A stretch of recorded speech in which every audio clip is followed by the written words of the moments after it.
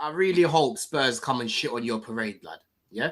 See, I don't want to fuck with Spurs like that, bro. Yeah. Wow. I don't want to fuck with Spurs like that. But you know what it is about Spurs, bro? Spurs will get their little trophy. They won't see another one for like 20 years, 25 years or whatever. They're still far from me. You know, they're going to be able to chef these gooners as well, because these gooners right now, I'm not seeing any of them. Yeah. I'm not seeing them on the TL. In all my GCs right now, they're all hiding because they know what can happen at the end of the season, bro. Yeah. If United go and win this right now and Arsenal don't go win the Champions League, that's Ten Hag twice winning the trophy before Arteta. Then Amorim comes in. Yeah. The man is saying sack him and whatnot. He comes in and he wins a European trophy, not even a year into this, bro. And we know what Arteta's record was like in Europa, bro. You know what I mean? And then on the other side, you've got Ange that can win the trophy. Yeah? He can win a European trophy for Spurs again before Arteta, right? Break that record that they've got right now. Because I've only ever seen Spurs win one trophy, bro. Yeah?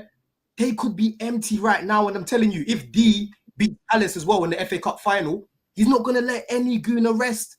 Because Palace, you see this season, Arsenal have traumatized D. Yeah, they beat them twice, innit? They beat them twice in a week. They absolutely traumatized D. So don't let that happen, gooners. I'm telling you, make sure in Paris, you lot all come together. Ashburton Army, you bring your black t-shirts, you bang your drums. This time you're not scared. You know what I mean? William better not be scared. Your rant feels really bipolar. You started off by saying, I hope Spurs shit on your parade about United, and it turned into an Arsenal rant. I'm very confused. No, I'm saying, bro, I hope they shit on your parade, first of all. But I'm just saying that, listen, if this happens, this is what's going to happen to the Gooners. They're in a lose-lose situation, Terry. Why would you want Spurs to win the Europa League while your team is in the Conference League? They want a bigger trophy. I know exactly why Don. I know why Don wants it. Don wants it because of conversations and debates he's had. So a couple of years ago, I remember this. I was at the hospital with my brother. He was okay, my brother, and touch wood, he still is. And I remember the days where I met my brother, he's done some tests done. I'm sitting there, and him and Chairs are like, "Don't you?" Oh, I think me and KJ said something along the lines of, "Chelsea and United are in similar situations, not been very well run, not been in title challenges, a lot of work to do."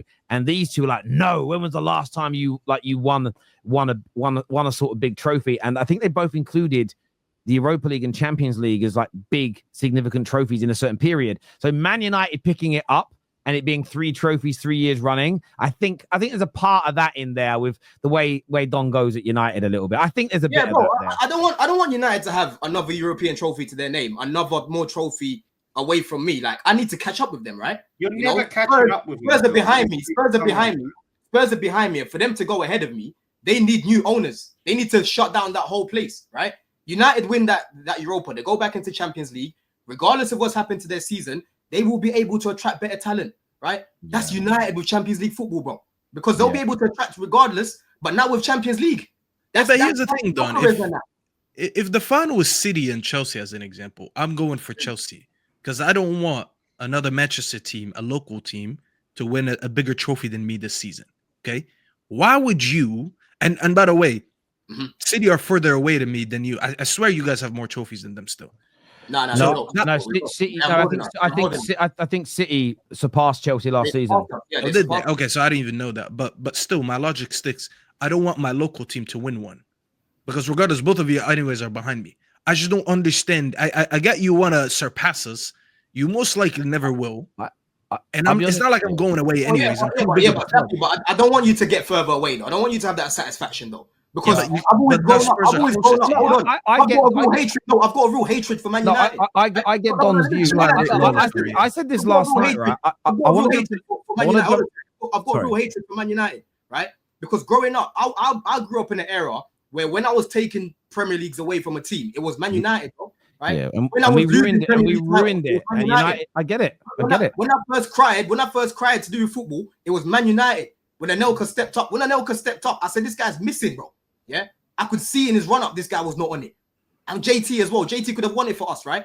So Spurs, bro, they won the, whatever it was, the Carabao Cup, Carling Cup in 2008. I got my get back and I beat them in that same competition. I don't give a fuck about Spurs. They can enjoy their European trophy and that, whatever. I don't give a shit. They're not going to win another one for God knows how long, right? But Man United winning the Europa League, bro, that's going to make me feel some type of way, yeah? That's going to make me feel some type of way. I hate Man United, bro. I hate them. Yeah? I hear you might haven't really seen the hate like that because they've been so shit. But it might even be worse than Arsenal, bro. Actually, no, I don't think it is. I don't think it is. I hear you on that. Look, I said this last night, and people won't like it. If Arsenal don't make the Champions League final, because that will change it. If it's PSG Barca or PSG Inter, Man United Tottenham Europa League final in the UK gets more viewing figures on television than the Champions League final. That's how crazy that final will be. Because what you'll get, and again, you'll always get the haters go, no chance, no chance. But you will. Firstly, you've got the Man United fan base watching it, which is gargantuan. Spurs is pretty big. But you know that every Chelsea fan, every Liverpool fan, every Arsenal fan is also tuning in because they've got something riding on it from a rivalry perspective. You add all those fan bases up together, it's fucking massive. So, yeah, the final is going to be great from that point of view. There's a few super chats here I want to do and comments throughout the course of the show. First one says, Terry isn't talking about the refs this time. Yeah, well, the refs got it right, so I congratulated them, mate. I don't know what this is meant to say. Bro, come on. All are not points. Y'all are not pointing out there was arguing with the ref. I don't know what you mean. Francisco. Should have had 2 pens in the listen, I thought Garnacho was fouled as well, to be fair. They never really showed enough replays. I thought that looked like I thought Garnacho ran into the defender's path. So maybe it was that. I also think maybe what they've done is the ball was very hit. Well, they didn't show enough replays to show where the ball was when the contact happened. I think the ball might have already been past Garnacho when the foul happened. But I'd like to see it again. Bro didn't get the red card for the pull. You think he got it for arguing? No, he got the red card for the pull. He definitely got the red card. Oh, that's what he's saying. Are you saying he got it for swearing at him or something? Because the other super chat, he said y'all didn't see he was arguing. He didn't get a red card for arguing, bro. No, I don't think he did. Personally. He gave a yellow to someone for arguing, not the red. Yeah. Terry, there was a video of Bruno Fernandes explaining the IFAB rules on Spanish TV. Look it up. He made the pundits look like clowns. Yeah, listen, this is the problem with it. The penalty and the red card was so by the rule book, there is no arguing. It reminded me a little bit of when Coventry got their offside goal disallowed. And it's like, well, hang on. It's the rules. It's not Man United's fault that you can be offside by an inch. They were offside by an inch, that like when Milan got the goal disallowed the other night, Mkhitaryan, it's not Barca's fault that's in the rules, that there's no leeway.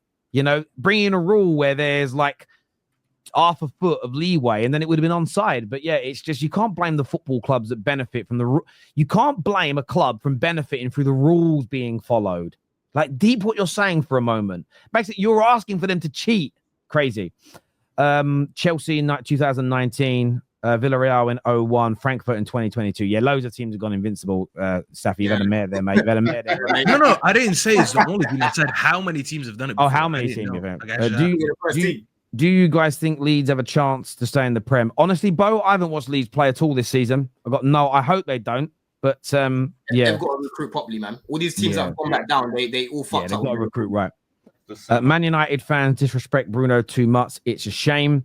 Yeah, look, a lot of United fans got dragged into the player FC wars, which I always felt was weird as a grown up, because I always felt that, like Pogba FC and Bruno FC, if they went and stood in front of their beloved player and said the things about Pogba and Bruno respectively that they believe, I always used to say to the Pogba fanboys, if you went up to Pogba and said Bruno's X, Y, and Z, Pogba would call you a prick. That's why I never got the way they behaved. It's like the guy your pin-up boy thinks you're a knob. Like, just deep it for a second. It's crazy. Hit the like button. Thank you, Luke, for encouraging everybody to do that. Plus, Chel's been shitting on Spurs all season. I'll be honest with you. I'll be totally blunt with you. I never saw either of us get into this final, right? And now it looks like it might happen. And I know I've said, not in my lifetime will we ever lose a final to these guys. I'm going to stay with that same energy, but I am now nervous because it's going to be tested. Exactly. That's the point that I was making earlier before I went on a little rant about I also did the poker show back in January with Henry and Sim, and I was saying that the whole way through the show. I'm never getting beaten by Tottenham fans at anything. And I went on to win, right? I need United to win that poker tournament, win the final. If we get there, we've got to still win the second, get through the second leg. We've got to do what I did in that poker final. I agree. If that happens, Terry, that will never leave me. A clip up on social media, compilation of you saying this. If they win. Yeah, Yeah, I mean, I just have to. I don't know what shows I said it on. I don't know how I'm going to. If anyone wants to find those clips, because remember, most of the clips I share are what people send in to me. I don't really spend hours looking for things. People want to find where I've said that, and we lose. I'm very happy to clip myself up and put it out there. But you've got to do what you do for everybody else. Because I had some guy message me today.